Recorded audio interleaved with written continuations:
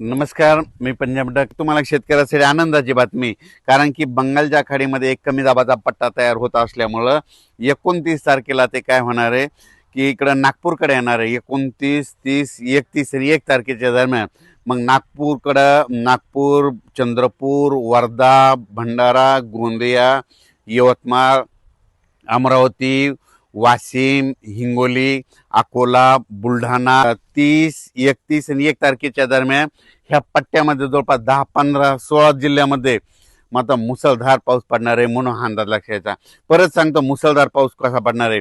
नाशिक जिल्हा, नंदुरबार जिल्हा, धुळे जिल्हा, जळगाव जिल्हा, संभाजीनगरचा उत्तरेकडील भाग, संभाजीनगर, त्याच्यानंतर जालना जिल्ह्याचा राजूर गणपतीच्या तिकडून जळगावपर्यंत, म्हणजे जळगावपर्यंत.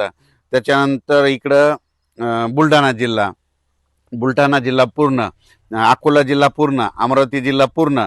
त्याच्यानंतर इकडं नंदुरबार, आपलं नागपूर, भंडारा, गोंदिया, चंद्रपूर, यवतमाळ आणि वाशिम ह्या पट्ट्यामध्ये काय होणार आहे, मुसळधार पाऊस पडणार आहे. कारण की जे चक्रीवादळ मध्य प्रदेश आणि महाराष्ट्राच्या बांधीनं हे कमी दाबाचा पट्टा असा जाणार आहे आणि गुजरातमध्ये जाऊन मात्र धुमाकूळ घालणार आहे. म्हणून गुजरातच्या शेतकऱ्यांनी हे अंदाज लक्षात घ्यायचा. मध्य प्रदेशच्या बुरहानपूर खांडवा शेतकऱ्यांनी अंदाज लक्षात घ्यायचा. त्याच्यानंतर तिकडं पाऊस पडत असल्यामुळे जे बुलढाणा जिल्ह्यातले कॅचमेंट एरियातले जे छोटे छोटे धरण आहेत त्या धरणात तलावात पाणी येणार आहे. बुलढाणा जिल्ह्यासाठी आनंदाची बातमी. अकोला जिल्हा, अमरावती जिल्हा, वर्धा जिल्हा, भंडारा जिल्हा, संपूर्ण जिल्ह्यासाठी आनंदाची बातमी. पण ते तिकडं पाऊस पडत असल्यामुळे परभणी जिल्हा, नांदेड जिल्हा, त्याच्यानंतर लातूर जिल्हा, धाराशिव जिल्हा, बीड जिल्हा आणि जालना जिल्ह्यात इकडं देखील काय होणार आहे, म्हणजे ह्या 3 दिवसात म्हणजे 27, 28, 29 पाऊस पडणार आहे.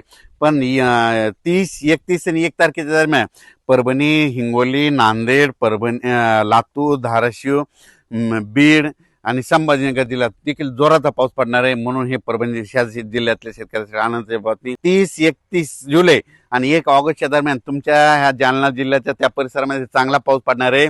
छोटे छोटे ओढे नाल्याला देखील पाणी येणार आहे. म्हणून हा अंदाज त्यांनी लक्षात घ्यायचा. तुमच्या इरीला देखील पाणी येणार आहे. पण तुम्हाला सांगतो काही चिंता करू नका. कारण की ऑगस्टमध्ये 15 ऑगस्ट ते 30 ऑगस्टच्या दरम्यान परत एक असं मोठं चक्रीवादळ येणार आहे आणि ते मात्र इकडून तेलंगणातून इकडे उत्तर महाराष्ट्राकडे जाईल. त्यावेळेस मात्र सगळ्या महाराष्ट्रात चांगला पाऊस पडणार आहे आणि सप्टेंबर ऑक्टोबरमध्ये मात्र परतीचा पाऊस धुमाकूळ घालणार आहे.